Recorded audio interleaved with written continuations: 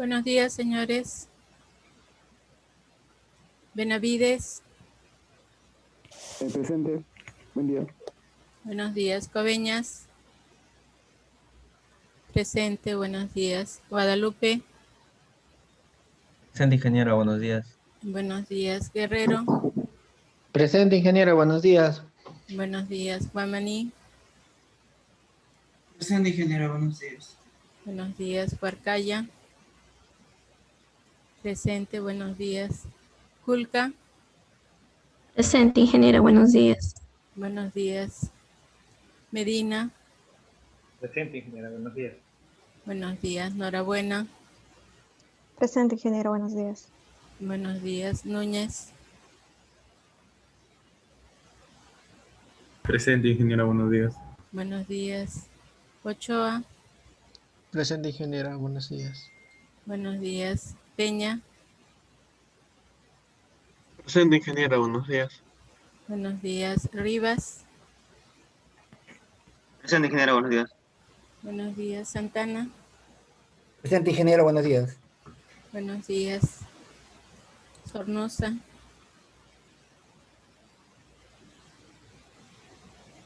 Tello. Presente, ingeniero, buenos días.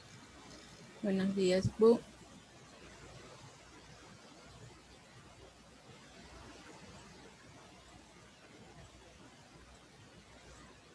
Bueno, hoy día vamos a ver unos problemas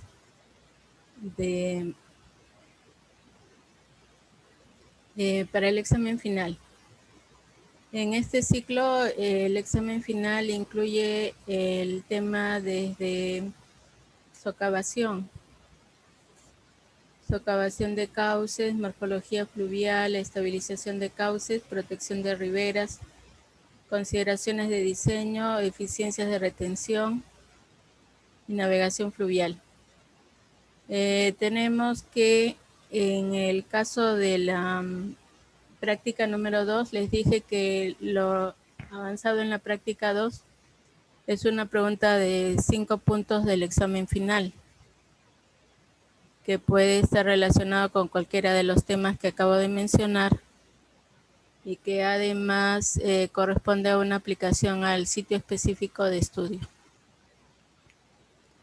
Bueno, en el aula virtual he puesto en la carpeta que hice seminarios, tema de exámenes y seminarios, allí hay un archivo que se llama seminario final. Ese es el que vamos a revisar hoy día. Aparte de ese, en la carpeta de exámenes también hay otros exámenes que ustedes pueden revisar.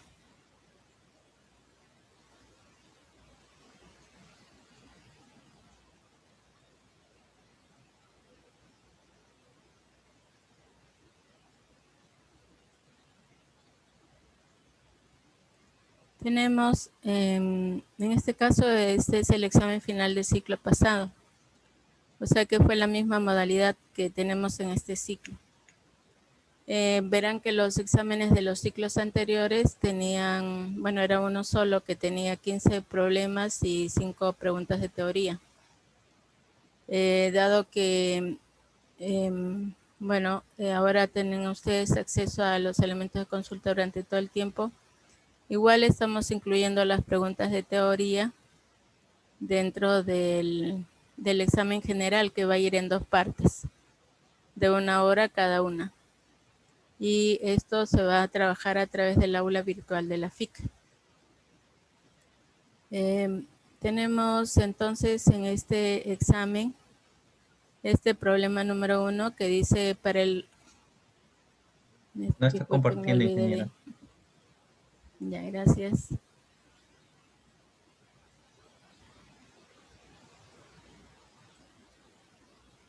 Ya está. Entonces ahí les decía que este examen consiste de 2 partes. La parte 1, bueno, para ser desarrollada en 1 hora, y la parte 2 para ser desarrollada en la otra hora, que se van a subir al aula virtual de la FIC. Entonces ahí tenemos el problema 1. Que dice, para el río mostrado en esta fotografía, señalar en un croquis las zonas de erosión y sedimentación indicando sus causas. Bueno, ¿alguien se ofrece voluntario para describir este río y dónde podrían encontrarse sus zonas de erosión y sedimentación? Yo, ingeniero. A ver, le escucho.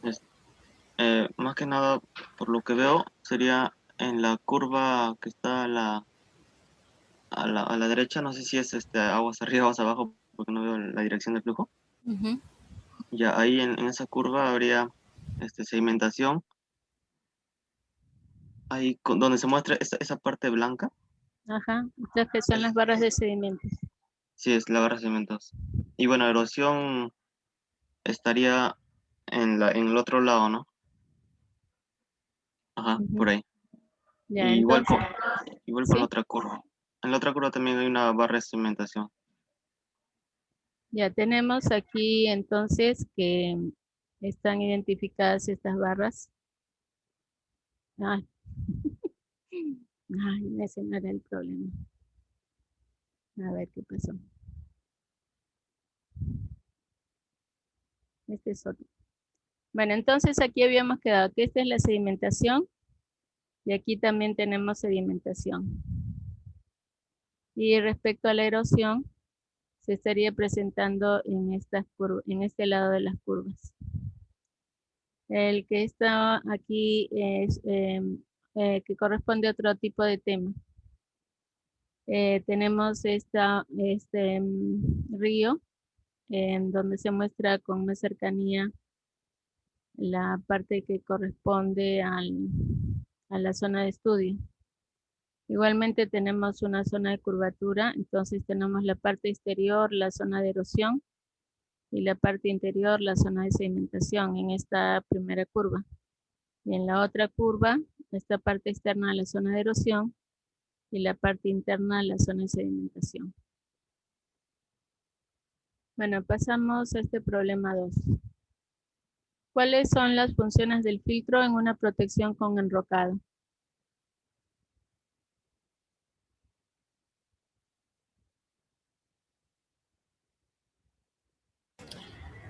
Que los elementos finos no sean lavados. Ese es uno. ¿Y el otro?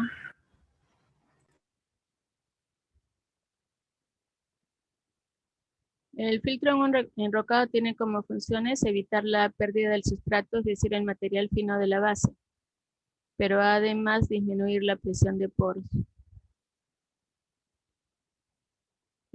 ¿Cuál es la presión de poros?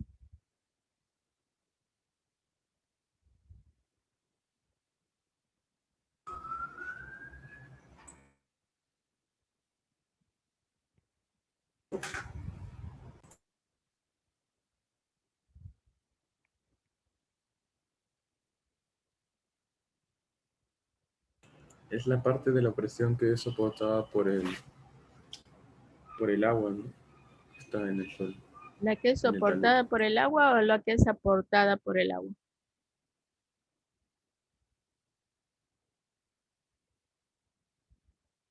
Claro, aportada. Claro, o sea, muy bien, el agua que está presente en los poros del suelo ejerce una presión que podría considerarse como una presión hidrostática, pero también esta agua está en movimiento, así que también ejerce una presión dinámica. En conjunto, entonces, esta presión actuando sobre el suelo representa esa presión de poros. Y la idea del filtro es que permita que se disipe esa presión. A ver, aquí teníamos que nos indica el señor Coveñas también que evite el lavado de finos de la base. Muy bien. Pasamos a este problema 3. Dice, para el tramo del río mostrado, determinar la sinuosidad del encauzamiento entre los puntos A y B. También determinar la amplitud del meandro. O sea que hay dos preguntas. Empezamos por la primera. ¿Cómo calculamos la sinuosidad del encauzamiento? Longitud a lo largo del cauce, entre A y B, entre la longitud lineal entre los puntos A y B. Y ahora usted ha dicho cauce, pero aquí dice encauzamiento.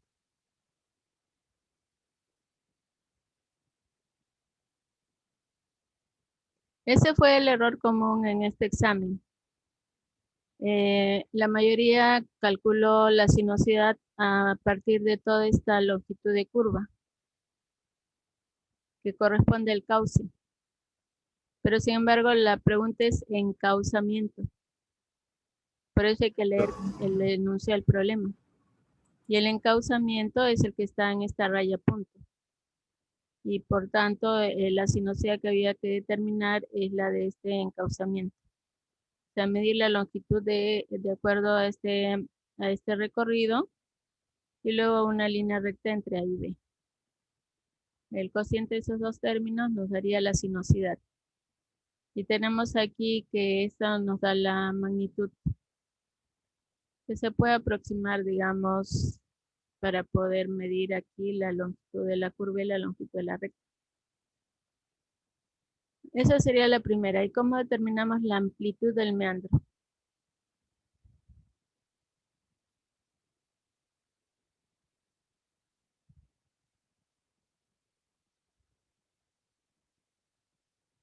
¿Cómo determinamos la amplitud del meandro?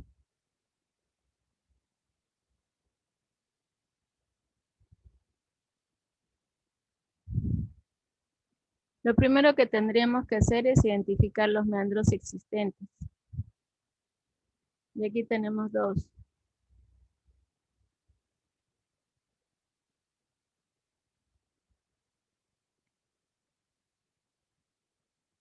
Tenemos dos meandros. Hemos dicho que empieza en el punto medio entre curvas y termina en el segundo, digo, al final de la contracurva. Entonces, en este primer caso tenemos este primer meandro. Y después tenemos desde esta mitad entre curvas hasta el final de la entrecurva, que sería aquí. Ahí tendríamos el otro meandro. Si tuviéramos el otro pedazo, también podríamos empezar un meandro aquí y terminarlo al final de la contracurva. Pero por lo menos aquí tenemos dos. Y bueno, aquí no nos especifican de cuál, así que habría que considerar cualquiera de los dos. ¿Cómo determinamos la amplitud?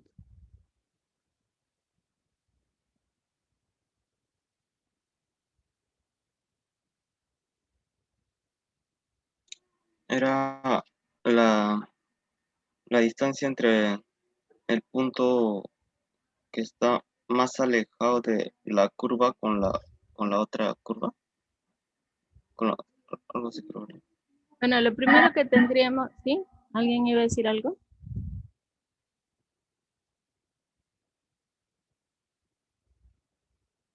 Lo primero que tenemos que hacer es identificar cuál es el inicio del meandro, que hemos dicho que es la parte media entre curvas. Entonces, aquí tenemos el inicio y aquí tenemos el final. Entonces trazamos una línea recta que enlaza estos dos puntos. Y trazamos una perpendicular a esa línea recta. Y una paralela en el punto más alejado, que en este caso sería este extremo de acá, y el otro punto más alejado, que sería el de acá. Según la definición, la amplitud no se hace con respecto a la orilla, sino con respecto al eje. Entonces aquí estaría indicada la amplitud de este meandro. Para el otro meandro también hacemos igual. El inicio y el final se unen con una línea recta, se traza una perpendicular a esa recta y se encuentra el punto más alejado en el eje del río. Y desde allí, respecto al otro punto más alejado, medido a lo largo de la perpendicular. Aquí se pedía solamente uno y de acuerdo a las longitudes que se miden, se puede determinar tanto la sinuosidad, que era la sinuosidad del encauzamiento, que aquí está marcado en morado, que es la longitud de la curva entre la longitud de la recta. Queda 1,12. y la amplitud del meandro, que estaría dado. En este caso, tenemos que se ha medido de una forma auxiliar, digamos, utilizando, por ejemplo, 1 centímetro. Y luego tenemos el factor de escala con el cual hemos determinado la amplitud que se solicita.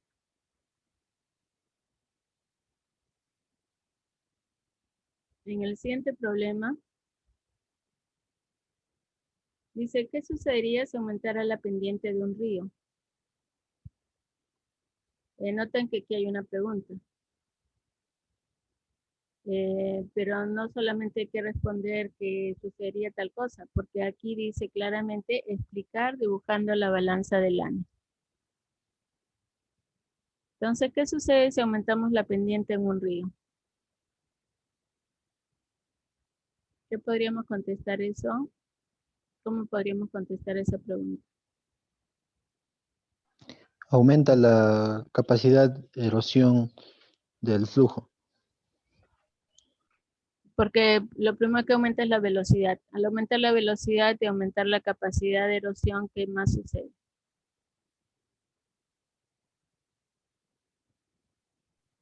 Se produce degradación. Se produce degradación. Entonces, esto habría que contestar, pues, ¿no? ¿Qué sucede si aumenta la pendiente en un río? Ya. Respecto a la balanza del ANE, entonces tendríamos que, aquí está la balanza en la condición de equilibrio. Entonces, si aumenta la pendiente de un río, la pendiente la tenemos en este brazo. Entonces, al aumentar la pendiente, aumenta el momento de este lado, con lo cual se produce un desbalance. Al producirse ese desbalance, la aguja nos señala la degradación. Entonces, de hecho, el key de esta pregunta no solo estaba en decir que iba a haber degradación, sino en poder explicarlo gráficamente usando el diagrama de la balanza del ANE.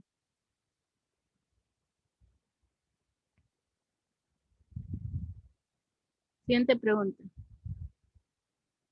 Se muestra en el cuadro las características del material base y del enrocado considerados en una obra de protección de riberas para las que se ha determinado que se requiere usar un filtro. Determinar las condiciones granulométricas del filtro comparando las condiciones del enrocado y el filtro. Aquí también, ojo, que es una pregunta específica. Nos dicen que contestemos, pero determinemos las condiciones granulométricas del filtro comparando las condiciones del enrocado y el filtro. Noten que para el filtro hay 3 fases. Una primera fase es determinar si se necesita filtro. ¿Cómo se determina si se necesita filtro?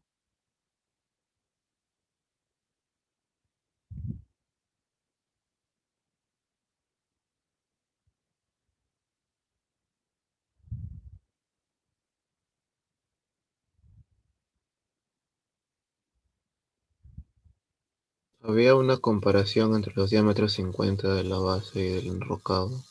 Y debía cumplir cierta relación. No recuerdo el valor, pero Ajá. creo que si En era realidad menor. son 3 relaciones. Y esas son las que tenemos que chequear, pero lo que tenemos que comparar es el material base y el enrocado. Y en estas ecuaciones, entonces debemos hacer la comparación entre esos 2 diámetros. Y según eso determinamos si se requiere usar un filtro o no. Pero luego, para determinar las condiciones granulométricas del filtro, se hacen 2 comparaciones. Una comparación es entre el enrocado y el filtro, que es lo que está en este cuadro. Y la otra comparación es entre el filtro y el material base. O sea, el filtro está aquí. Para poder determinar esas condiciones del filtro, necesitamos compararlo con el enrocado y necesitamos compararlo con el material base. Y noten que en este caso solamente nos están pidiendo la del enrocado y el filtro. Por tanto, esta comparación del material base no nos interesa. Aquí también hubo varios alumnos que mecánicamente se pusieron a resolver todos los pasos. Es decir, seguir una receta. Entonces comienzan a ver, se necesita filtro, comparan estos 2. Luego dicen, sí, se necesita filtro, pero aquí no se les ha dicho que determinen si se necesita filtro. Ya se les dice que hay filtro. O sea, no tienen que hacer esa parte. Y luego tienen que determinar el filtro comparando filtro enrocado y también filtro material base. Y hacen los 3 pasos para resolver digamos, siguiendo una receta. Pero aquí solamente se ha preguntado cuál sería la condición granulométrica del filtro comparando la condición del enrocado y el filtro. Es una pregunta específica. Y en este caso usamos las ecuaciones a las que se refería su compañero. Dijimos 3, en realidad son 4. Tenemos el riprap es el enrocado. De tal manera que se compara el de 50 del enrocado con el de 50 del filtro. Que tomando la curva resulta igual a 5. Que tenemos que es menor que 40. Luego se compara el de 15 del enrocado y el de 15 del filtro, que debe ser mayor que 5. Mayor que 5. Con lo cual nosotros tenemos que aquí aparece una relación del D15 del filtro que nos dice que debe ser mayor que 20 milímetros. En la condición anterior, para que se cumpla esta condición, el D50 del filtro tenía que ser mayor que 5 milímetros. Con la tercera ecuación se hace otra comparación de los D15, solo que en este caso tiene que ser menor que 40. Con lo cual el D15 resulta mayor al 2,5. Y en el 4 se hace una comparación entre el D15 del enrocado y el D85 del filtro. Ojo que en todas estas comparaciones el del enrocado es conocido. Con lo cual el D85 del filtro resulta mayor de 20 milímetros. Y aquí tenemos varias inecuaciones. Con respecto al D15 hay 2. Esta que nos dice que es mayor que 20 y la otra que nos dice que es el D15 mayor que 20 milímetros, D15 del filtro.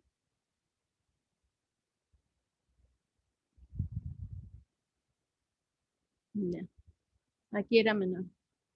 D15 del filtro menor que 20.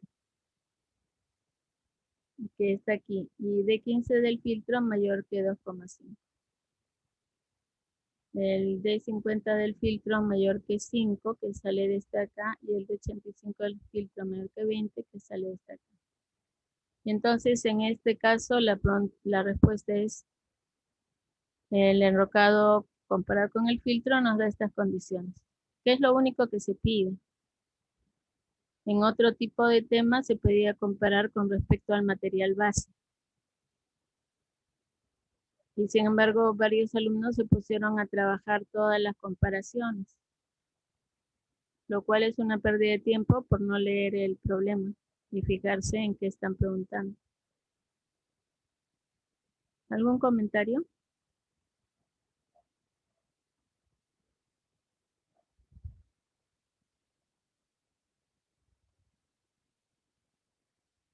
Bueno, pasamos a la siguiente.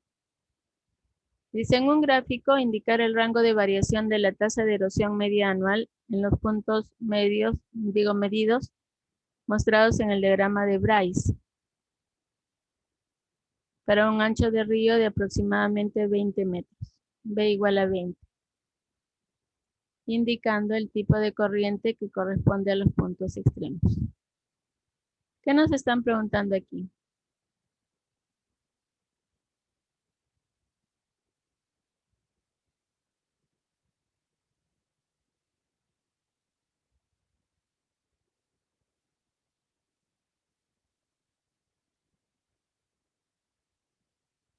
¿Cómo determinamos la tasa la tasa de erosión media anual?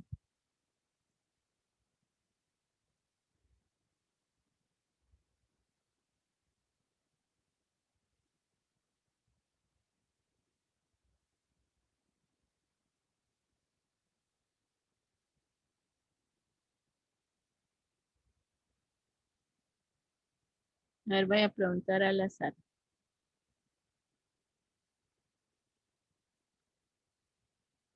Señorita Julka.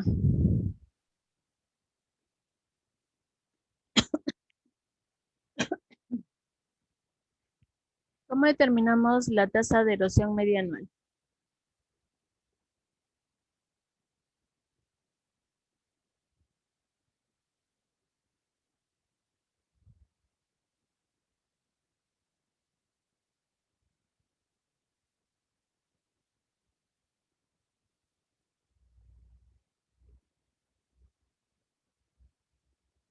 Señor Medina.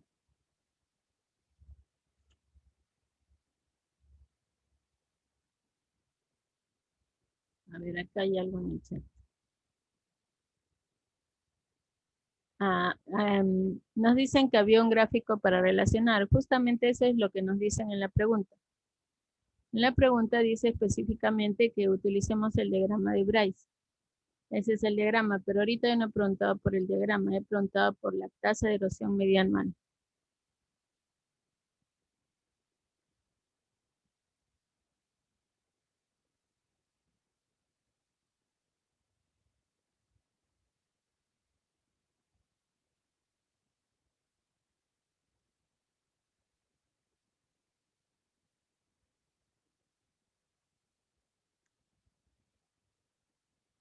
Señorita Norabuena.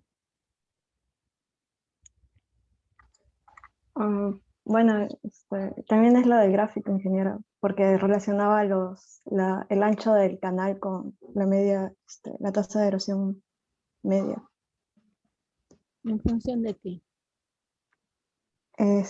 Justo el ancho del canal en metros. Entonces tenemos la tasa media de erosión versus el ancho.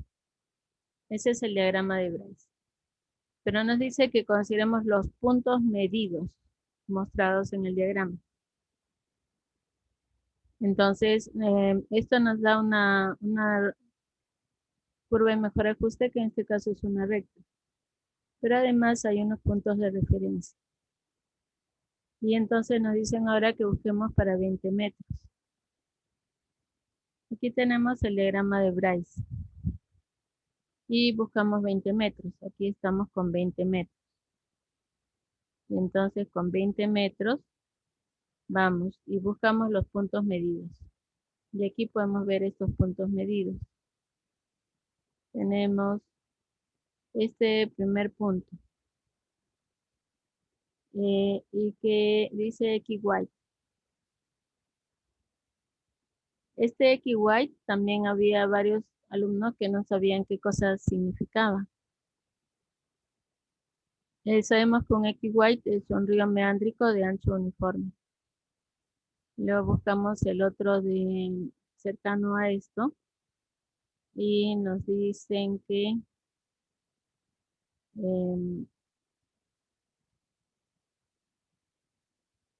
corresponde a un cuadradito que es Y bend. Este Y bend también corresponde a un río meándrico, pero que tiene mayor ancho en las curvas. Entonces estos son los puntos que nos piden señalar. ¿Qué hubiéramos hecho si, por ejemplo, nos hubieran dado este ancho en el que no hay ningún punto?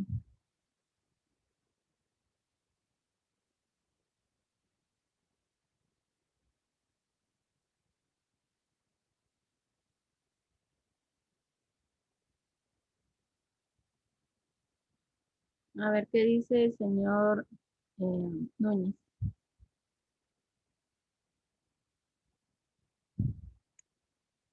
Entre los puntos más cercanos, ¿no? Interpolaba un punto. Ajá. En este caso, entonces, los puntos más cercanos serían este. ¿A qué tipo corresponde? XY. Es un cuadradito. Entonces, más ancho en las curvas. Ajá, muy bien. Y el otro es este triangulito. ¿Qué clasificación es? Usted ya no conteste, le vamos a preguntar. Disculpe. O si quiere, ya contesta. Ramificado. Ya, pero ¿qué significa ramificado? Braided point bar. No, braided es ramificado point bar, creo que significa que en un punto específicamente. No, point bar se refiere a barras puntuales. Cuando hemos visto en morfología fluvial los tipos de la clasificación de las corrientes, ahí es donde se mencionó lo que correspondía a estos point bar.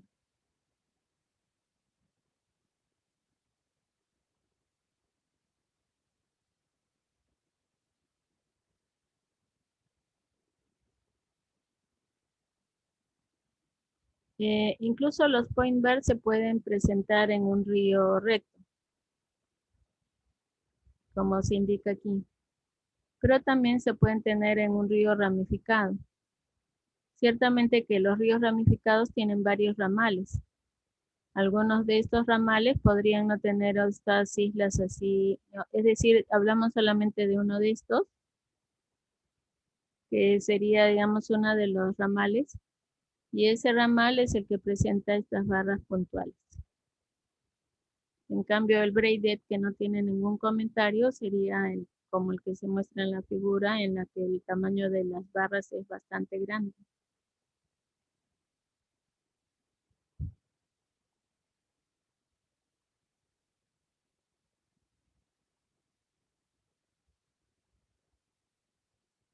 Aquí está. Bueno, con eso terminaba esta primera parte. Tenemos 10 minutos más antes del intermedio, así que avanzaremos con la segunda parte. Problema 11. Dice, referente al ejemplo 6 del libro de texto Río North Platte, explique con consideraciones hidráulicas cómo podría el puente ser afectado en las dos condiciones explicadas en el texto. Entonces nos tenemos que ir a este puente. ¿En qué capítulo encontramos esa publicación?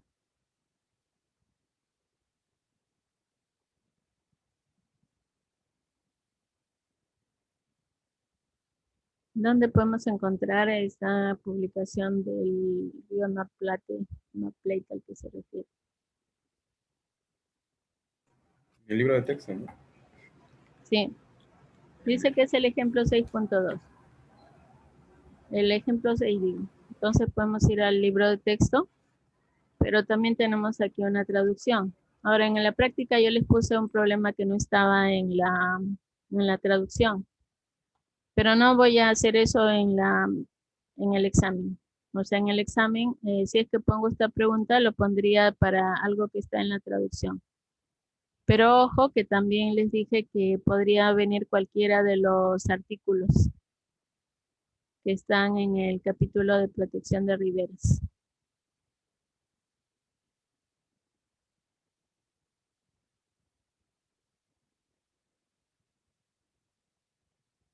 Entonces llegamos a este río North Platte, el ejemplo 6. Entonces la pregunta, ¿cuál era? Dice, explique con consideraciones hidráulicas por qué podría el puente ser afectado en las dos condiciones explicadas en el texto. Primero, ¿cuáles son las condiciones que se explican en el texto? Teníamos que este es un río en el que existía una islita y se hizo un puente cerrando uno de los ramales con un dique de encauzamiento. Y entonces aquí nos indican las dos situaciones. Entonces nos dicen que expliquemos con consideraciones hidráulicas qué es lo que sucede en esta situación. ¿Qué pueden decir ustedes?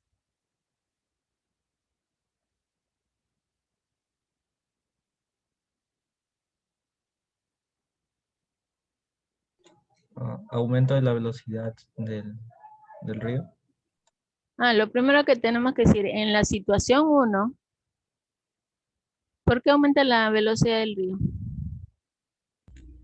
Disminución del ancho del Como río. todo el flujo se está concentrando en un solo lado, en realidad tiene usted razón, la velocidad del río va a aumentar en las dos situaciones. Al producirse una contracción. Entonces, hidráulicamente se produce el incremento de velocidad debido a la contracción, pero eso sucede en las dos situaciones.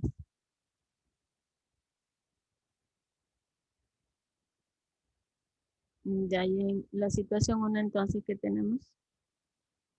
Erosión en la parte externa de la curva. Ujú.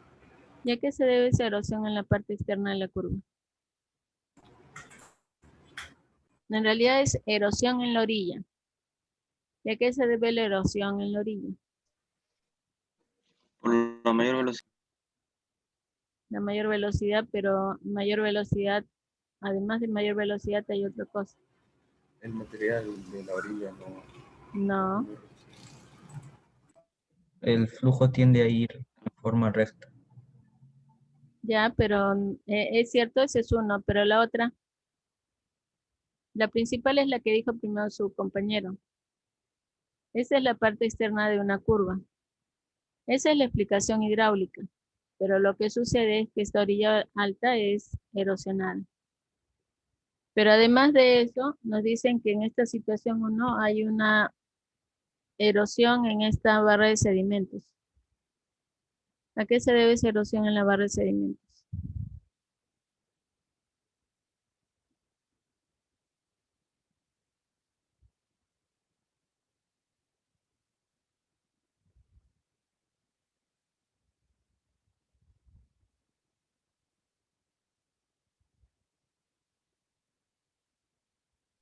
A la ubicación del puente, Bueno, justamente este puente es el que ha aumentado la velocidad, tanto para caudales bajos como para caudales altos. Las velocidades que va a tener el flujo siempre van a ser mayores que las que había normalmente.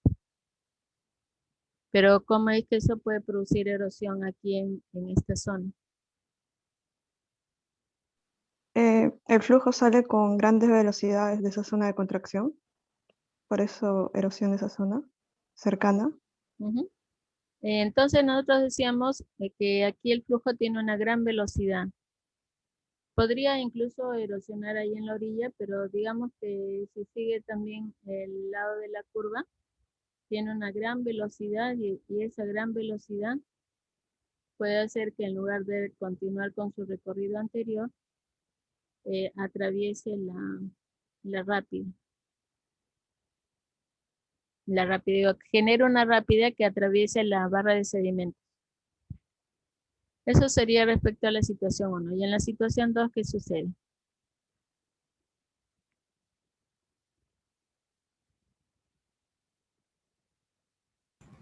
Sería una afectación aguas abajo.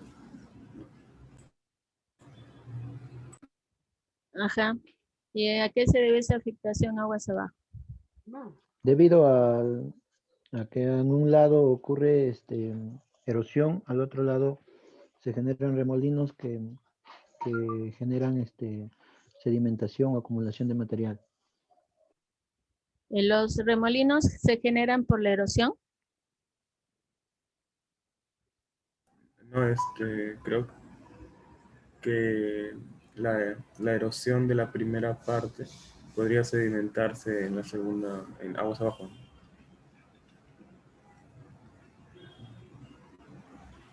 Claro.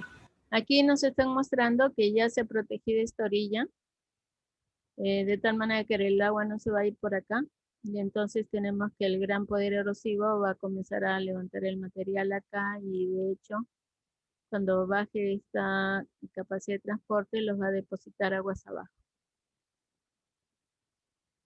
A ver, vemos qué dice por acá. A ver, al reducir el ancho del río se produce una contracción en la sección transversal que trae como consecuencia el incremento de la velocidad.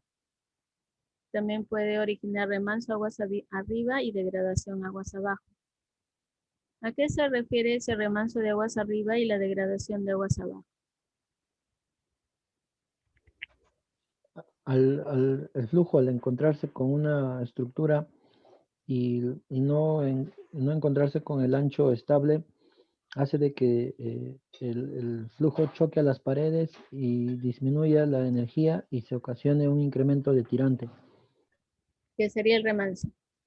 Muchas gracias. Solo que hay que hacer una corrección ahí. No solamente es el ancho estable.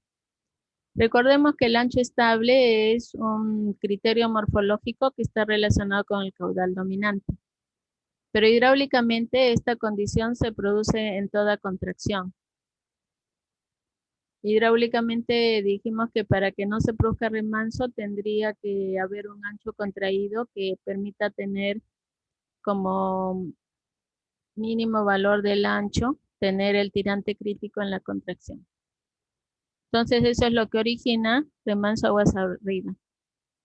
¿Y por qué se produce la degradación aguas abajo?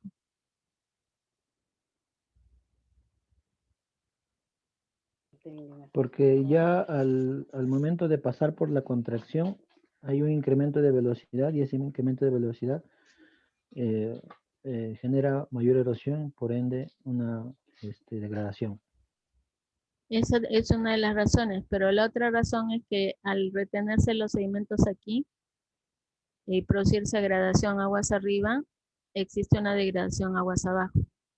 Eso lo mostramos en el caso del puente del Ejército. En el puente del Ejército tenemos que se produjo una contracción bastante grande, que no solamente la podemos atribuir al puente, sino a todas las casas que están construidas en la zona y a lo largo del río Rímac dentro de la ciudad. De tal manera que hay una contracción importante que fue exacerbada, digamos, por la presencia del puente. Y entonces, ¿qué ocurrió aguas abajo del puente del Ejército?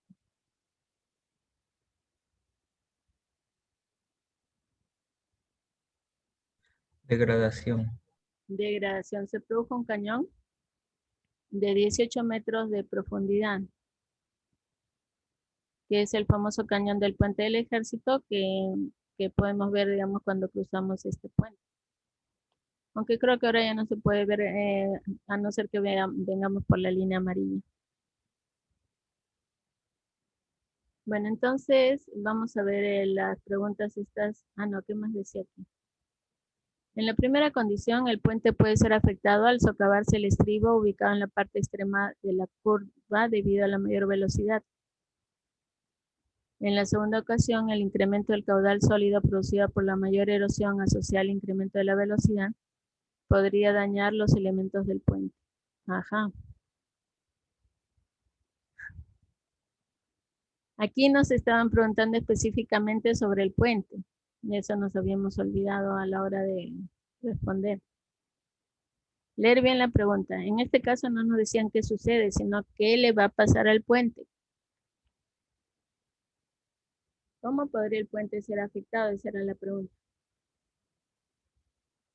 Y por eso es que ahí se responde que el puente podría ser afectado. Dice, en la condición 1 se podría socavar el estribo ubicado en la parte externa de la curva. En la segunda condición, el incremento de la velocidad podría dañar todos los elementos del puente debido a la erosión asociada al incremento de velocidad. Estamos diciendo esto porque allí en ambos casos tenemos que el efecto va a ser el mismo, es la misma contracción del puente, etc. La única diferencia está aquí. Respecto al puente en la condición 1 y la condición 2, digamos que aquí ya tenemos más o menos protegida esta zona. Aquí en la condición 2 está más o menos protegida esta zona para la cual el enrocado podría no ser suficiente en esta condición. Aquí nos preocupamos grandemente de este estribo y la misma condición podríamos tener respecto a este otro estribo. Porque aquí nos dicen que la municipalidad ha utilizado un material bastante escaso.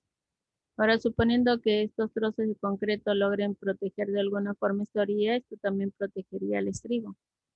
Pero igual, el incremento de la velocidad, estando incluso el estribo protegido, puede dañar todos los otros elementos del puente. ¿Algún comentario? Ingeniero, en el segundo caso, o sea, a pesar de que esté protegido por trozos de concreto, igual afectaría por la degradación, ¿no? En el primer caso no habría mucha degradación, esa parte no entiendo. Ya, no, diríamos que ambos casos son iguales, ¿no es cierto? Es el mismo efecto. Lo único que dicen es que esto corresponde a la primera crecida, en la cual se tiene que el río va a impactar sobre una orilla que no está muy bien protegida. Entonces, digamos que para la segunda condición ya más o menos se ha protegido, aunque aquí nos indican que el condado, por ahorrar costos, puso un enrocado que era poco resistente. Por eso es que para protegerse mejor para la segunda crecida, los lugareños o los que tenían propietarios, los propietarios de estos terrenos, tuvieron que protegerse colocando trozos de concreto. Entonces podríamos decir que ya al menos esta orilla está un poco mejor protegida que aquí. Pero sin embargo, igual el puente puede ser afectado por la condición misma de la contracción.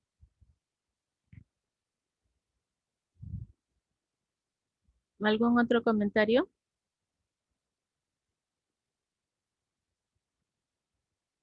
Bueno, entonces vamos a hacer un intermedio hasta las 11:05. Ingeniera, una pregunta. ¿Sí?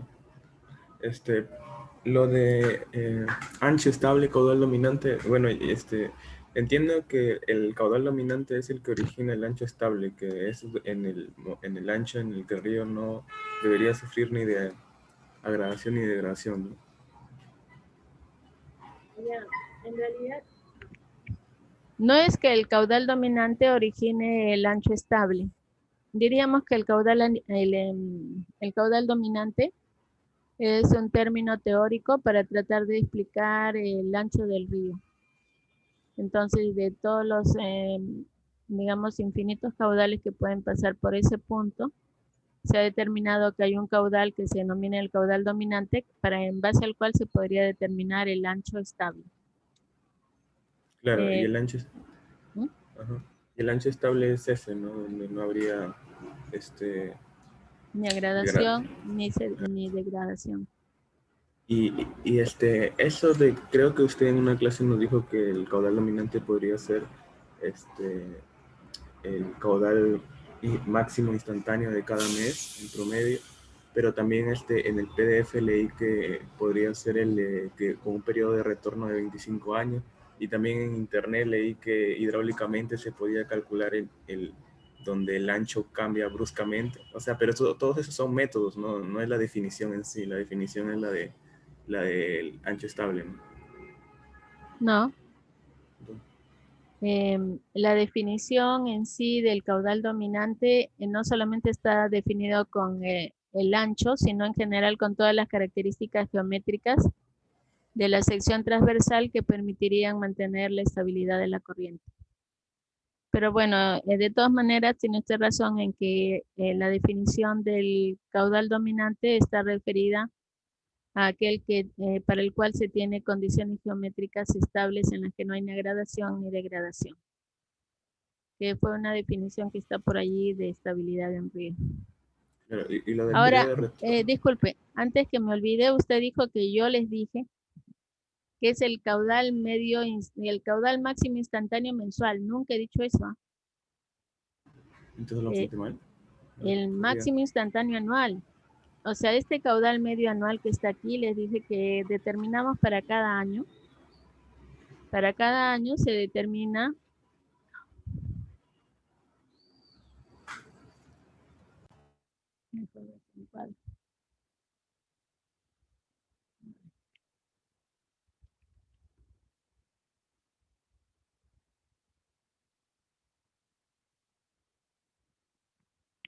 tenemos aquí año.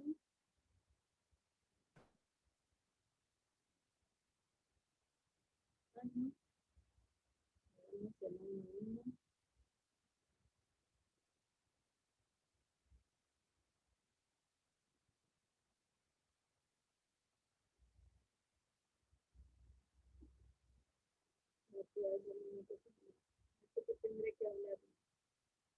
Tenemos una serie de años, del año 1 al año 20. Y para cada año seleccionamos el máximo instantáneo anual. Ingeniero, no se le escucha bien. Disculpe. Tenemos que una serie de años. Y para toda esta serie de años tenemos un caudal máximo instantáneo para cada año, digamos 1960, 1961, etc. Y cada uno de estos tiene un Q máximo instantáneo. Y ahora, muy bien. Tenemos un Q máximo instantáneo. Y ese Q máximo instantáneo sería, se puede determinar como el valor máximo de cada año. Por eso no es correcto lo que usted dijo que es el caudal máximo instantáneo mensual, porque el máximo instantáneo anual se tiene un valor para cada año y ese podría corresponder a cualquiera de los meses. Por ejemplo, nosotros decimos que nuestro periodo de húmedo en el Perú comúnmente es de diciembre a abril, pero sin embargo en muchos lugares se tiene una temporada húmeda que puede empezar desde octubre. Y entonces para cada año tenemos que determinar cuál es el máximo instantáneo del año, y que podría ser en cualquiera de los meses. Entonces aquí tenemos toda una lista de caudales máximos instantáneos de toda la serie de registros. Entonces este caudal medio anual del que se habla aquí se refiere al promedio que sale de esta lista. Tenemos todos los años que para que sea representativo tendría que ser una serie larga. Y entonces de ahí tomamos el promedio y ese sería este caudal medio anual al que se refiere. O sea, no es el caudal medio mensual, ni el caudal anual medio, nada. Es el promedio de los máximos instantáneos anuales. ¿Algo más quería decir usted? Sí, ingeniera. ¿Y el caudal dominante se puede aproximar a ese caudal o hay otros métodos de... Hay varios. para- Por eso les dije que este es el primero. Aquí se está definiendo la forma de río en función de ese caudal dominante, definido como el promedio de los máximos instantáneos anuales, o sea, el caudal medio anual. Recuerden que esta es una clasificación de la forma del río, que nos va a decir si es que es meándrico, ramificado, etc. Y para definir esa condición también se utiliza el caudal dominante. Bueno, entonces aquí le hemos dado, aparte de ese, el que corresponde a determinar en función del estado de banco lleno, que es uno de los primeros métodos. Bueno, entonces aquí tenemos un método. En el estado de banco lleno tenemos dos. Luego los que corresponden al periodo de retorno es otro método. Aquí estamos indicando 3 métodos para determinar el caudal nominal. Los más comunes son estos que están en esta diapositiva, el estado de banco lleno, o si no el que está asociado a un periodo de retorno. El periodo de retorno depende si la región es húmeda o es árida. ¿El estado de banco lleno es la gráfica que nos mostró? ¿A qué gráfica se refiere? No, creo que la gráfica que nos mostró era de caudal máximo anual. A ver, ¿qué me dice a qué se refiere el estado de banco lleno?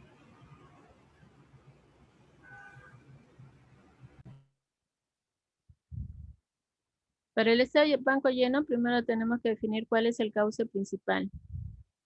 Vemos que en este caso, en esta figura, estamos con el cauce principal aquí. Y entonces definimos que el caudal en el que puede transportar esta sección geométrica que acabo de churar, esa es la de banco lleno. O sea, cuando el cauce principal está completamente lleno de agua. Y esto es porque lo que se define a continuación es la llanura de inundación. Entonces aquí tenemos que esta es el límite de la llanura de inundación izquierda y derecha. Esa es la condición que corresponde a banco lleno. ¿Alguna otra pregunta? Sí, ingeniera, gracias. De nada. Ingeniero, una pregunta. Ya que tocó el tema de caudal dominante, cuando realizo un cálculo de caudal mediante estaciones pluviométricas, una forma de calibrar si mis resultados del caudal con con el caudal dominante es o sea, ¿podría calibrar esos resultados con este caudal? Claro, usted podría hacer los 3 cálculos. Y si encuentra otra expresión, también otros cálculos más. Por eso le digo, este es el uno al que usted se ha referido con tener la serie histórica de caudales. Ojo que no son caudales medios, ¿ah? Por eso estoy insistiendo, estos son máximos instantáneos. ¿Cómo determinamos los máximos instantáneos? Necesitamos tener una estación limnigráfica o si no, convertir los máximos diarios a máximos instantáneos. Esto es lo que obtenemos de la serie hidrométrica, que es el método 1. Calculamos el caudal ahí. Luego calculamos la condición de banco lleno. Ya tenemos otro resultado 2. Y luego en función de si es región húmeda o árida, determinamos un resultado 3, con lo cual tenemos 3 caudales dominantes. Podemos compararlos y definir cuál de los 3 podría ser el más representativo.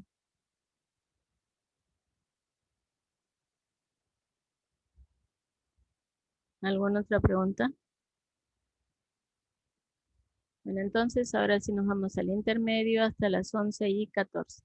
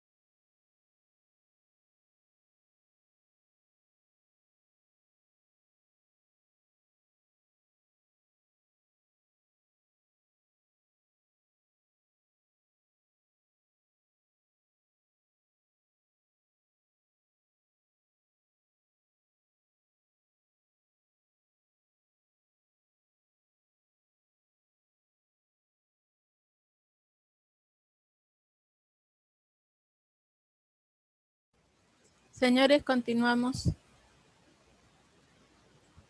Bueno, entonces sigamos con el examen. Pregunta número 12. Bueno, no es que sea la número 12, pero es la número 2 de la segunda parte. Dice, marcar verdadero o falso según corresponda. La pendiente de un río disminuye a medida que aumenta su longitud.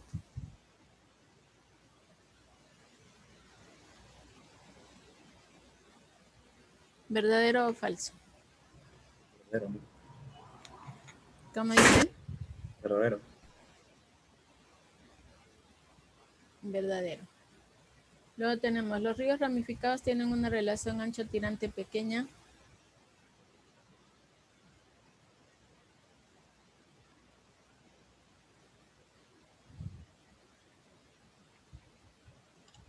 ¿Verdadero? ¿Verdadero? Falso. Recuerden ustedes que los ríos ramificados tienden a ser cada vez más y más anchos.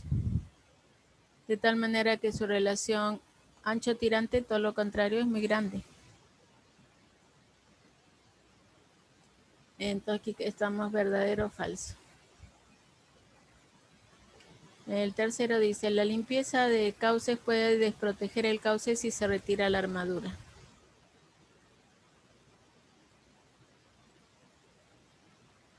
¿Verdadero? Verdadero. La profundidad del valle es la diferencia entre el nivel máximo y mínimo de las aguas del río.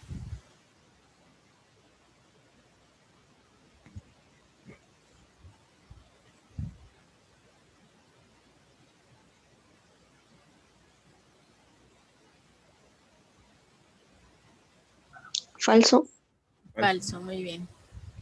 Recordemos que la profundidad del valle se refiere a la distancia que hay entre la divisoria de aguas y el fondo del cauce. Entonces, lo que estoy dibujando aquí es el río que está al fondo del valle y estos son los picos que corresponden a la divisoria de aguas.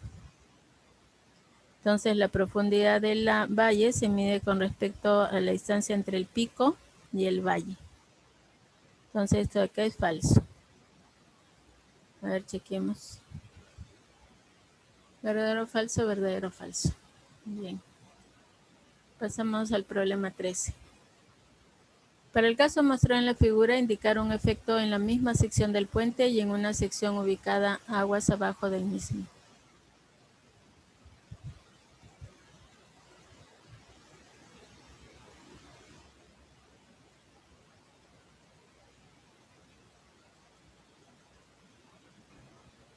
Socavación local en la misma sección del puente. Aquí en la sección del puente tenemos socavación local. Gradación. Aquí dice gradación, muy bien.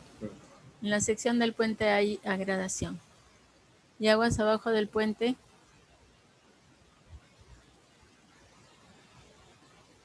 Esta es la dirección del río. Aguas abajo del puente, ¿qué hay? También habría gradación. También hay agradación. Podemos chequear incluso el cuadro que figura en las diapositivas, donde dice que en la misma sección del puente hay agradación, pérdida de la vía, cambio en la geometría del río, aumento del nivel de las inundaciones, inestabilidad lateral del canal. Y aguas abajo tenemos, en este caso hay un afluente y entonces al producirse gradación, que está aquí, la gradación causando cambios en el alineamiento en el cauce principal, esa gradación puede producir cambios en el nivel de base de los afluentes y de posición en los afluentes cerca de la confluencia. Ahora yo les voy a aumentar una pregunta. ¿Pueden dar ustedes un ejemplo de caso de algo similar a esto que hay aquí en el Perú?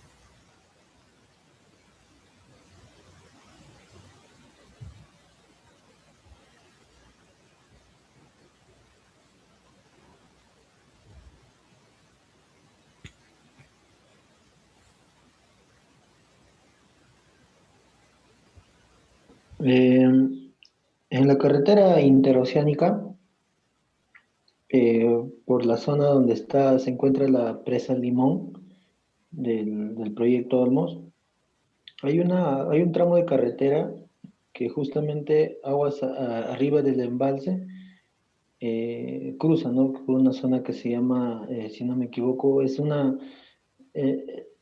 punto donde el departamento de Cajamarca con Lambayeque se unen, y Piura, si no me equivoco.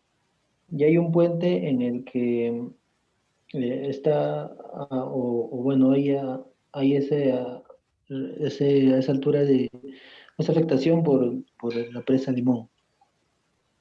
Ya, muchas gracias. Solo que hay que hacer una aclaración. Y es que la presa Limón no está en la zona de la carretera interoceánica. Pero sí es una presa muy importante porque corresponde a las obras de cabecera del proyecto Olmos. Y pese a que ha sido construida recientemente, tiene problemas graves de sedimentación. Es decir, se está produciendo agradación aguas arriba de la presa Limón del proyecto Olmos, que está ubicada en el departamento de Cajamarca, como usted bien dijo.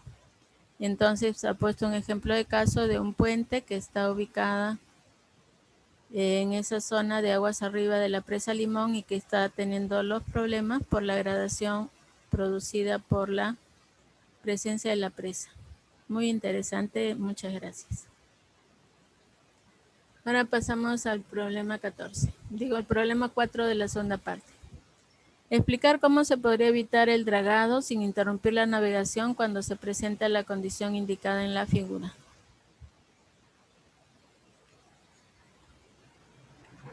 Permitir un solo navío o cambiar de navío. Muy bien, o sea, tenemos dos alternativas.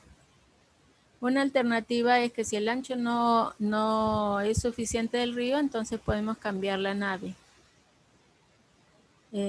Pero tendremos que cambiar dos naves y eso significa transbordo. Es decir, habría que hacer transbordo tanto aguas arriba como aguas abajo, y si tenemos que hacer transbordo hay que tener muelles de carga y descarga. Y la otra es que solamente circule una nave a la vez. Muy bien.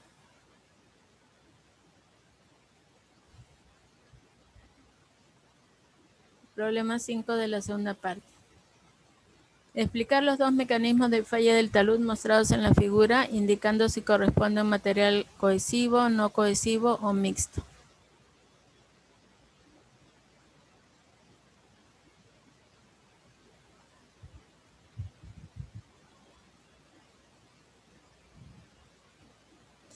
Empecemos por... aquí se ha indicado este mecanismo de falla. ¿Cómo se llama ese mecanismo de falla?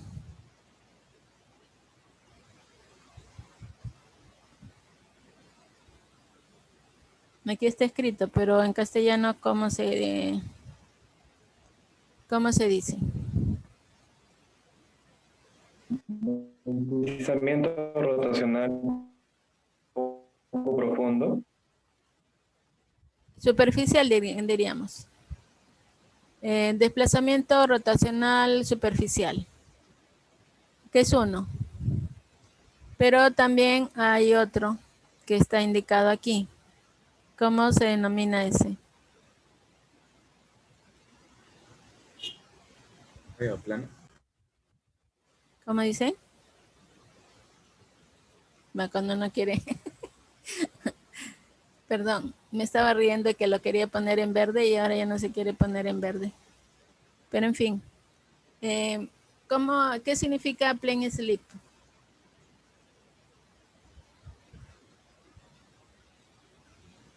Plano de falla. Corte. Diríamos desplazamiento, deslizamiento, plano. Es decir, ahí se produce un corte de talud con una superficie plana. Y que en este caso es originado por la fractura, mejor dicho, la tensión producida por esta fractura en la superficie. Ahí llevan dos. Ojo que aquí nos dicen dos cualesquiera, pero además acá hay uno. ¿Qué tipo de mecanismo de falla es?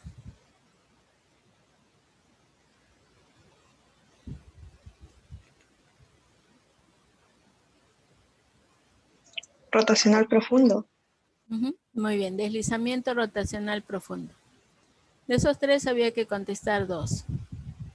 Ahora la otra pregunta ¿es material cohesivo, no cohesivo o mixto?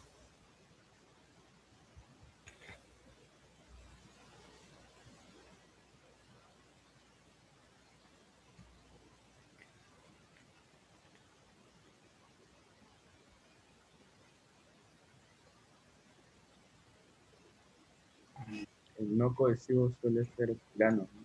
Y el cohesivo suele ser rotacional. Muy bien, el cohesivo es grande y el no cohesivo es pequeño. Pero pues, en este caso, ¿es grande o es pequeño?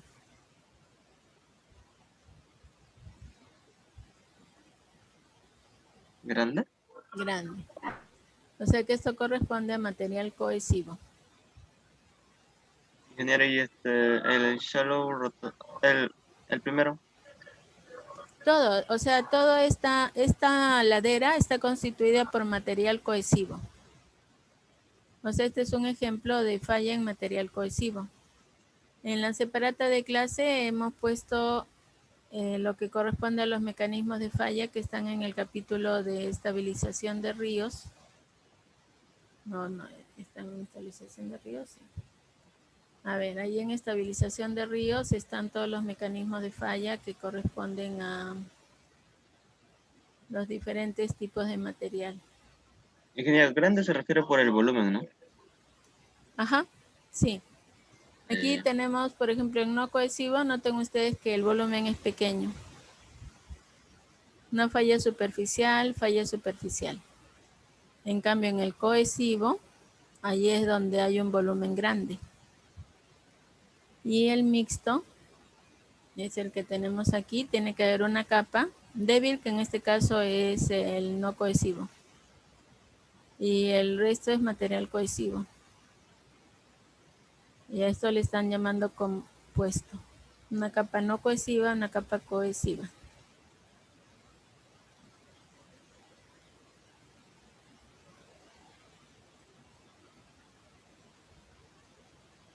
Ahora en este dice, explicar una razón por la que el siguiente paradigma es inadecuado. La navegación fluvial es el sistema de transporte más económico, superando por mucho al transporte carretero y al transporte por ferrocarril y por avión.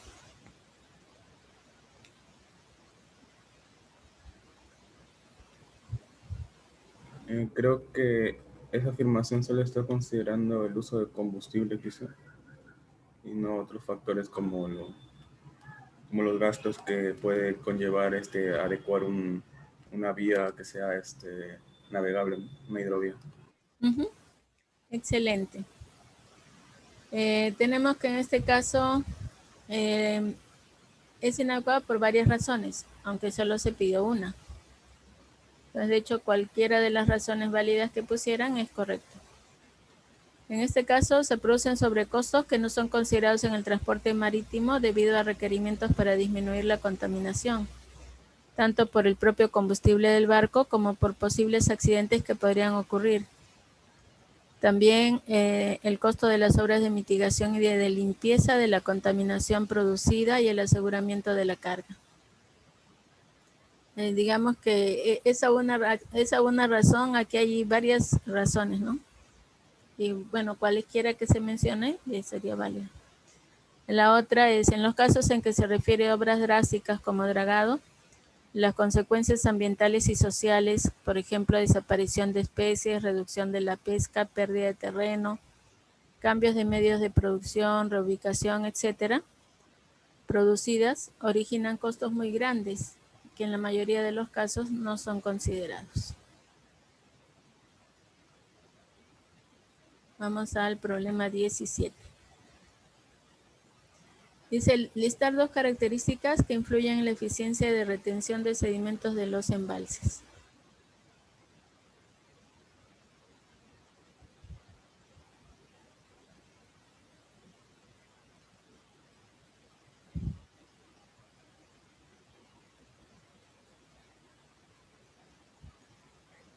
Y esto también está en el capítulo de sedimentación. Ahí tenemos, por ejemplo, el tamaño y la forma del embalse, la magnitud y característica del aporte sólido, la posibilidad de formación de corrientes de densidad, régimen hidrológico, avenidas y sequías a lo largo de la vida del embalse, régimen de operación y existencia de purgas en la presa. En realidad el tema del examen es amplio y incluso debería incluir transporte en suspensión, pero he decidido que no va a ir al examen final. Y tenemos entonces que como parte del aprendizaje ustedes no necesitan memorizar todo, pero al menos deberían saber a qué tema corresponde para poder ubicarse y poder dar una respuesta adecuada. Habíamos dicho que el desarrollo de las competencias del curso también está relacionado con el poder desarrollar criterios. Como nos está quedando tiempo, vamos a ver otro examen. Como les dije, en el aula virtual hay varios exámenes. Bueno, no sé cuántos habrá, pero debe haber más de uno. Vamos a ver ahora este de aquí, que en realidad son dos exámenes del modo tradicional.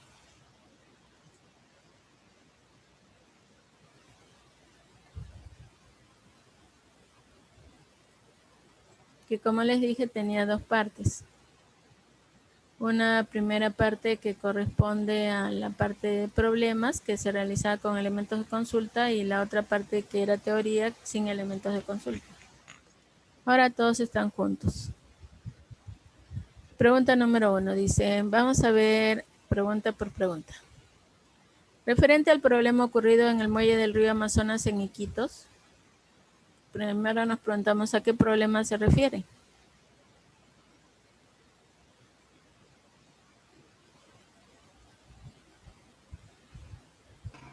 Creo que se refiere a donde el cauce se abandonó, cerca del río, a ese muelle. ¿Quién lo abandonó? Cuando usted dice se abandonó, ¿quién es se? O sea, ¿qué significa se abandonó? ¿El cauce se abandonó? ¿Qué se abandonó? No, sino con el paso de los años llegó a ser un cauce abandonado. ¿Pero por qué?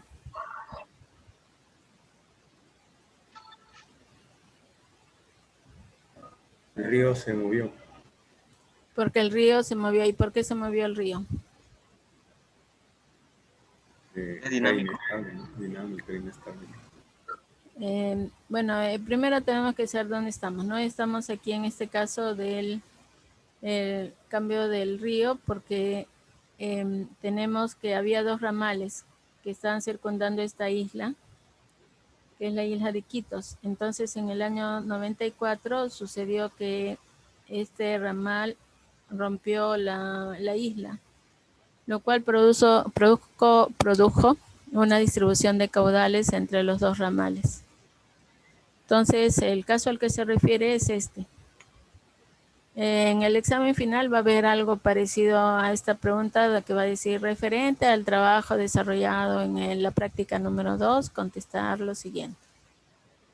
Bueno, entonces aquí nos dicen, ¿es un río recto, ramificado o meándrico?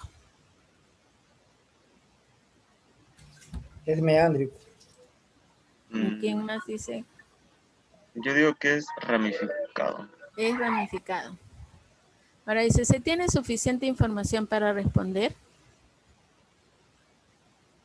Vaya por todos lados. ¿Se tiene suficiente información para responder? Solo nos muestra un tramo. Se podría decir que es ramificado en ese tramo, pero creo que se puede generalizar.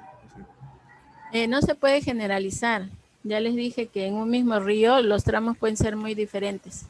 Además no nos están preguntando por todo el río Amazonas, nos están preguntando de este tramo. El tramo que estamos analizando. Se tiene fotografías de varios años. Con eso puede ser que sea suficiente. No solamente necesitamos fotografías, necesitamos caudales pendientes. Recuerden el diagrama que con el criterio de Leopold o el criterio del DANE nos van a permitir decir si es que es ramificado o meándrico.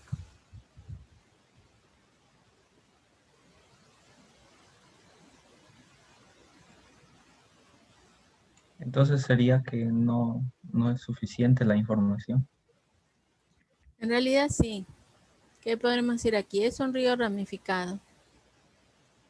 Sí se tiene suficiente información para responder porque este puerto es importante en la Amazonía, por lo cual se han realizado varias investigaciones en las cuales se ha demostrado que el río es ramificado.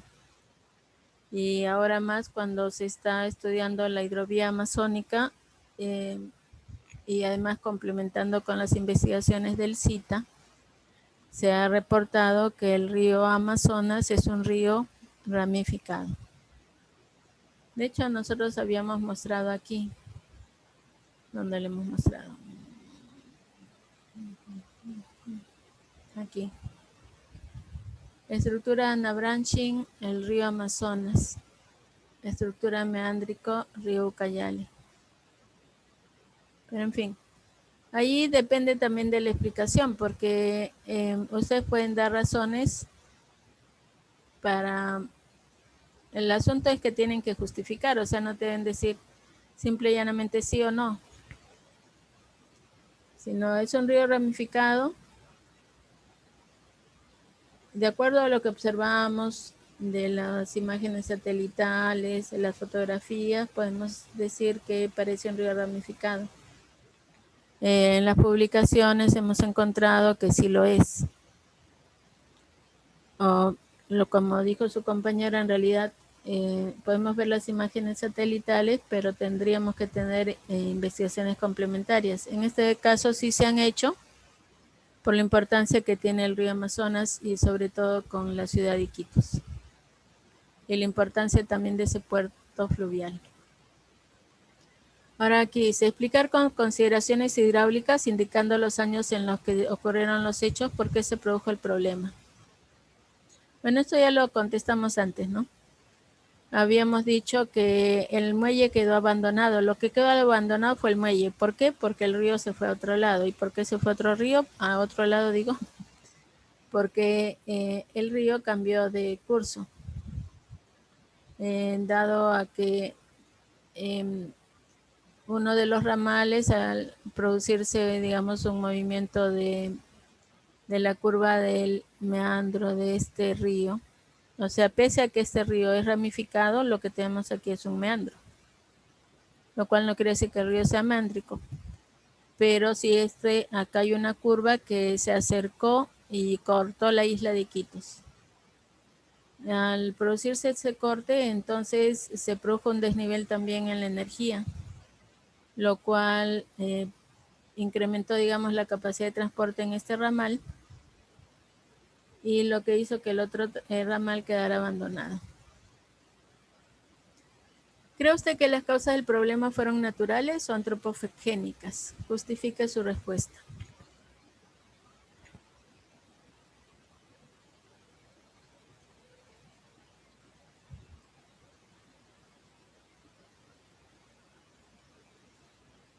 Creo que el río Amazonas es por naturaleza dinámica, ¿no? Claro, muy bien. Y entonces, Por factores naturales.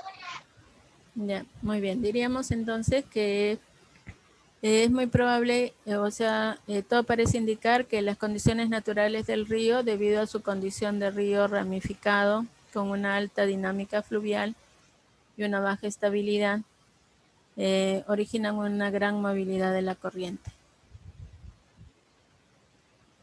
Esa sería la justificación de la respuesta.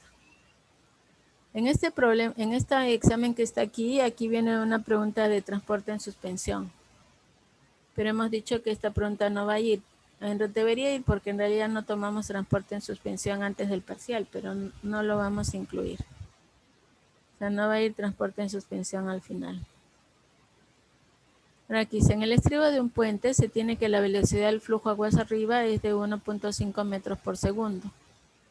alfa es igual a 1.5 y la superficie del agua cae medio metro a lo largo de una distancia de 12 metros. El ángulo del talud del estribo es 20 grados. Determinar el tamaño del enrocado requerido para resistir las fuerzas erosivas al pie del estribo.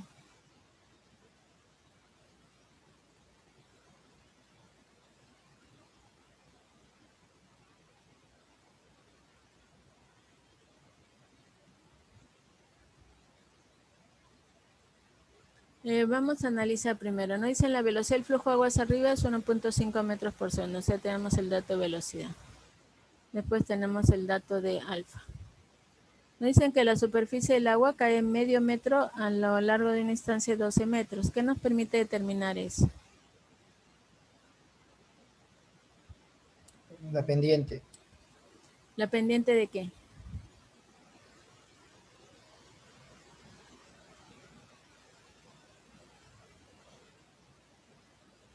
Del agua. Puesto que lo que se ha medido es la superficie del agua, entonces lo que hemos medido es la pendiente del agua y que lo podríamos considerar aproximadamente igual a la pendiente de la línea de energía. Después el ángulo del talud del estribo es 20 grados. Cuando nos dicen el tamaño del enrocado nos están pidiendo el D. A este acá a veces lo hemos llamado phi y a veces lo hemos llamado teta. Ahorita vamos a ver con qué letra está. ¿Cómo respondemos a esta pregunta? Los datos que nos dan son B, el alfa, la pendiente y el ángulo del talud.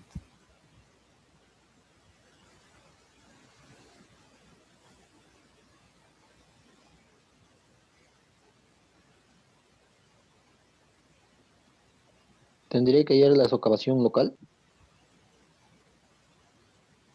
Socavación local del estribo.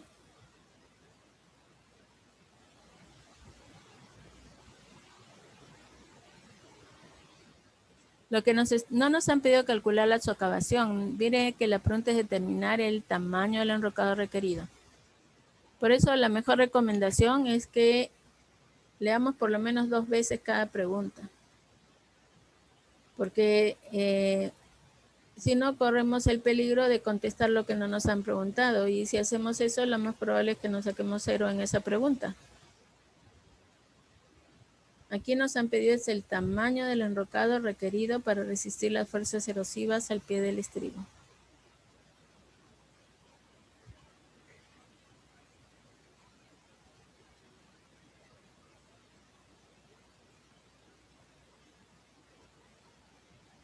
La incógnita entonces es de ¿cómo determinamos el tamaño del enrocado?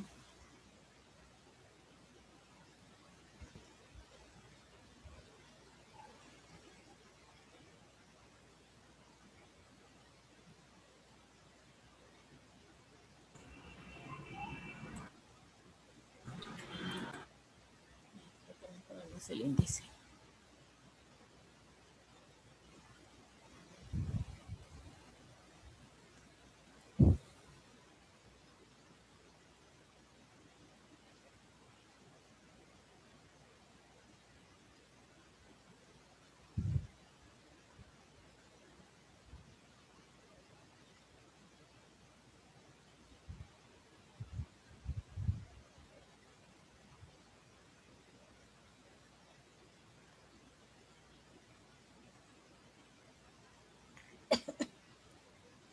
Tenemos aquí en lo que corresponde a obras de protección que nos indican en este capítulo 6 todas las condiciones del enrocado.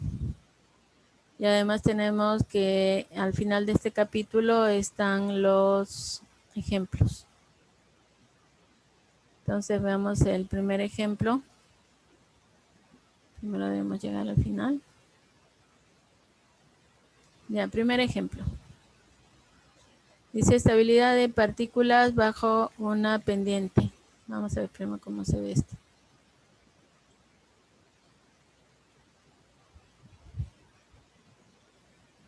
Igual creo.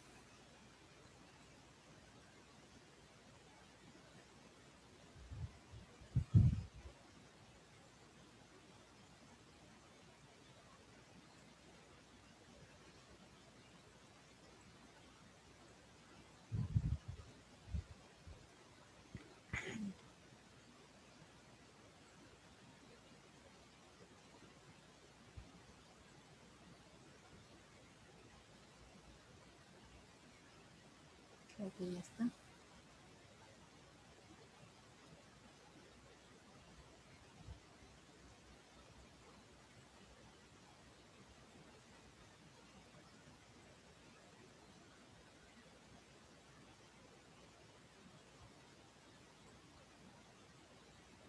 Y el problema número 1 nos dice, tenemos un plano inclinado a un ángulo θ. Entonces ese ángulo de 20 grados que nos dieron, ¿qué letra le corresponde?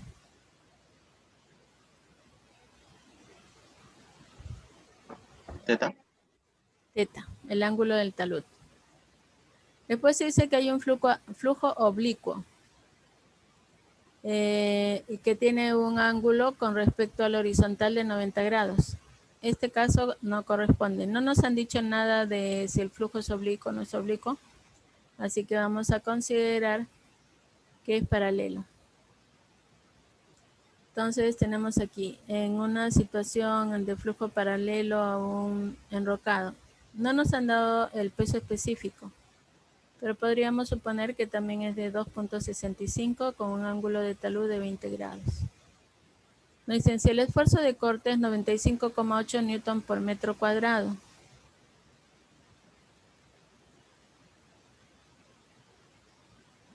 ¿Cómo determinaríamos este esfuerzo de corte?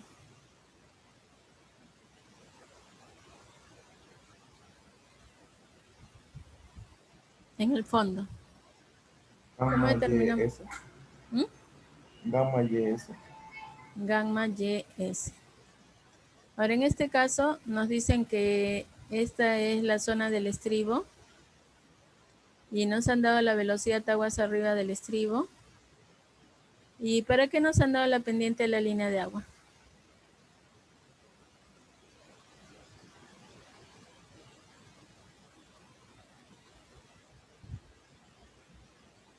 ¿El Dice, flujo no es horizontal?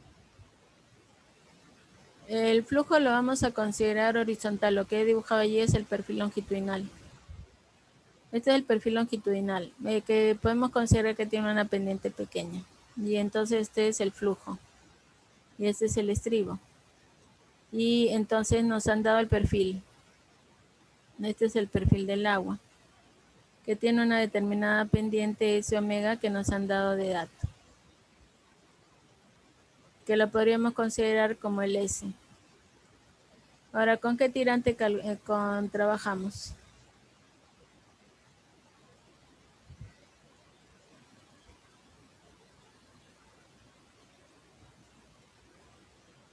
Vamos a leer nuevamente el problema.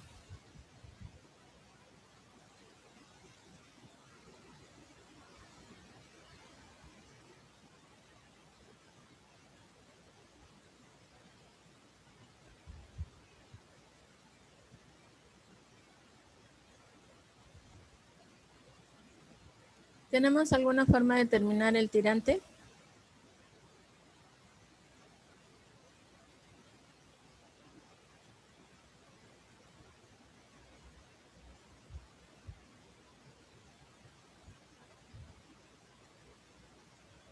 ¿Qué dicen ustedes?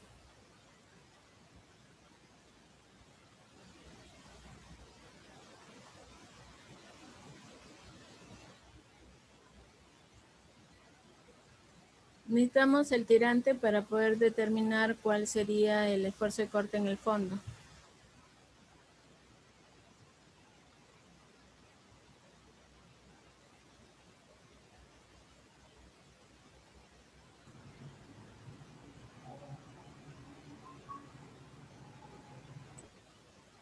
¿Cómo podemos determinar el tirante?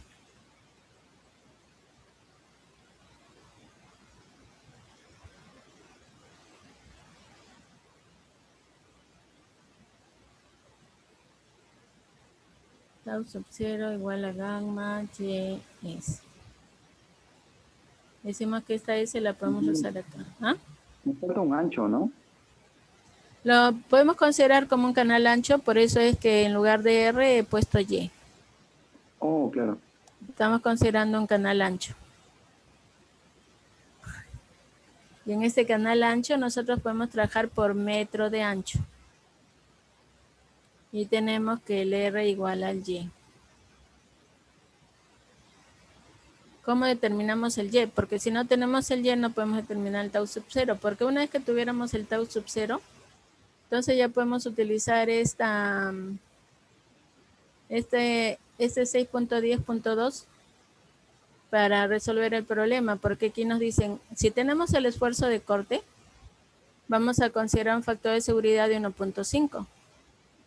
Ahora aquí asumimos un ángulo de reposo, y entonces de ahí determinamos D.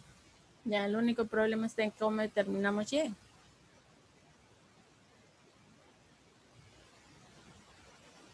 ¿Cómo determinamos Y?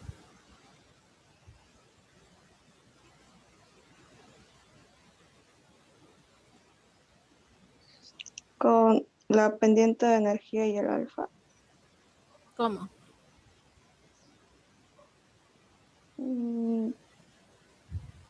Algo parecido a lo que hacía eso de tramo a tramo. Algo así. Ah, con flujo gradualmente variado. Igual, si necesitamos flujo gradualmente variado, necesitamos calcular el área, y para el área necesitamos el tirante. El ángulo del talud del estribo. Este ángulo de talud es un dato que necesitamos para determinar el tamaño del enrocado. Noten aquí, el ángulo del talud del estribo es 20 grados. Ingeniera, ese alfa, ¿a qué se refiere eso? ¿No? Es el alfa de el coeficiente de corrección de Coriolis. Como dice su compañera, si tenemos un perfil longitudinal, entonces podemos plantear nosotros la línea de energía. Y en esa línea de energía, de acá es el fondo, tendríamos una sección 1 y una sección 2. Y si tenemos conocida la energía de 1, podemos determinar la energía en 2. Y para eso tendríamos que la energía está dada por el tirante más el alfa b cuadrado sobre 2g más el z.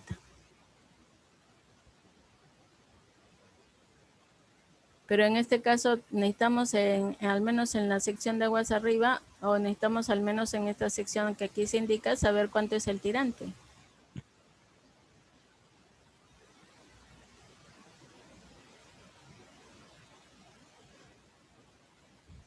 El alfa es para calcular la carga de velocidad alfa b cuadrado sobre 2g.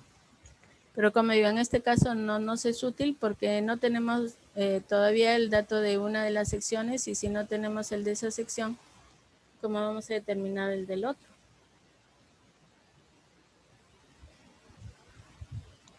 Pero ahí dice un dato que la superficie del agua cae 0.5. De repente, con eso se podría, o sea, se puede tener un tirante Y, aguas arriba, y aguas abajo un Y menos 0.5, y se No, podría pero formar una nosotros ecuación. no necesitamos el delta Y, lo que necesitamos es el Y.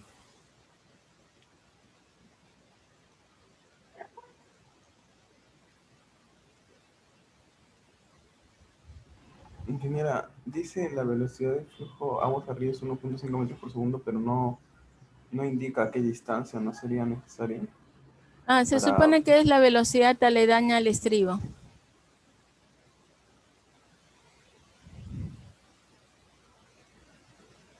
Creo que el compañero anterior lo que decía es que se puede hacer un Bernoulli, tal vez considerando pues un Y y un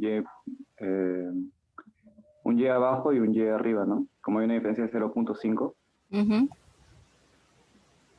En lo que decía el compañero anterior, ¿no? Lo que tengo entendido. Ya, pero ¿y qué ganamos con eso? Que la única variable sería Y.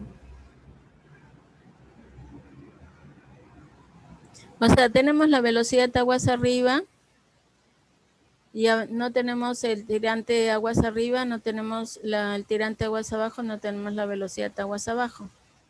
Por tanto, esto de trabajar con el alfa no nos ayuda en nada, como digo, porque no tenemos los datos de la sección 1.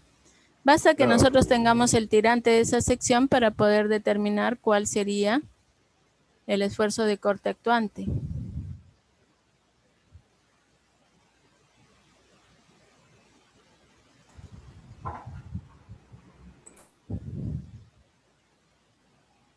Pero la velocidad aguas abajo no se podría dejar en función a Y también.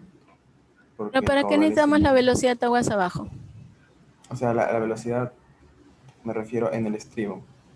Esa es la que tenemos, o sea, podemos trabajar con esa velocidad que nos han dado. Entonces busquemos trabajar con la velocidad.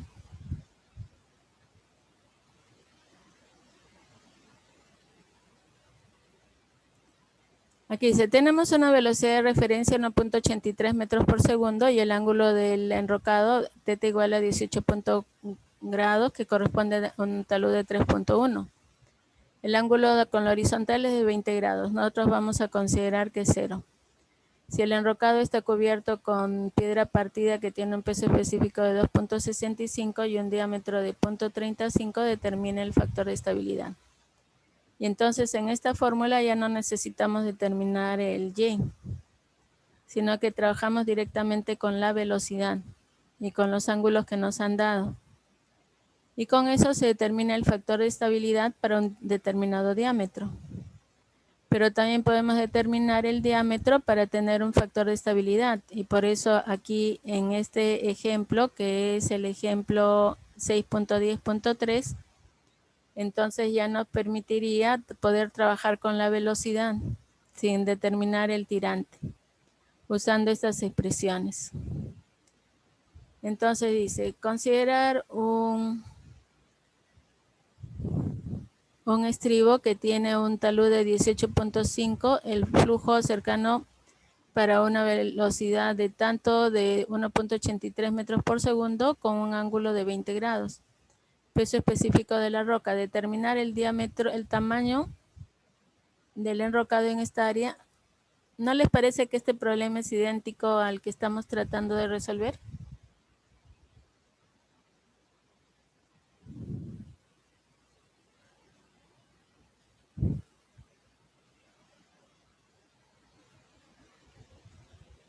Ingeniera, ¿y esa velocidad que nos dan sería el VR o el VS? El B sub R. Usted dice V. Ya no le había entendido. Sí, es este. Solo que como no nos han dado el lambda, asumiríamos que es 0.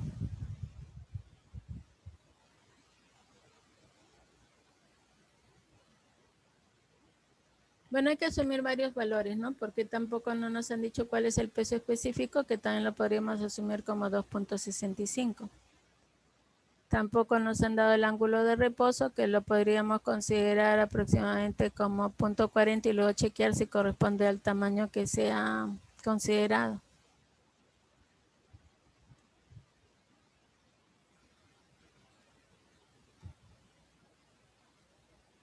Bueno, entonces diríamos que la solución de este problema 6.10.4 es el que nosotros tendremos que usar para contestar esa pregunta.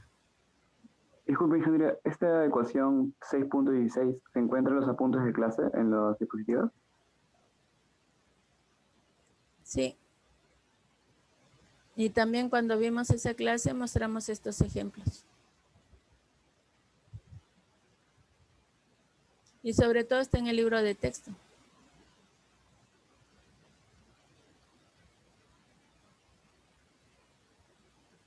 Sí, ingeniera, no, para repasar más que todo.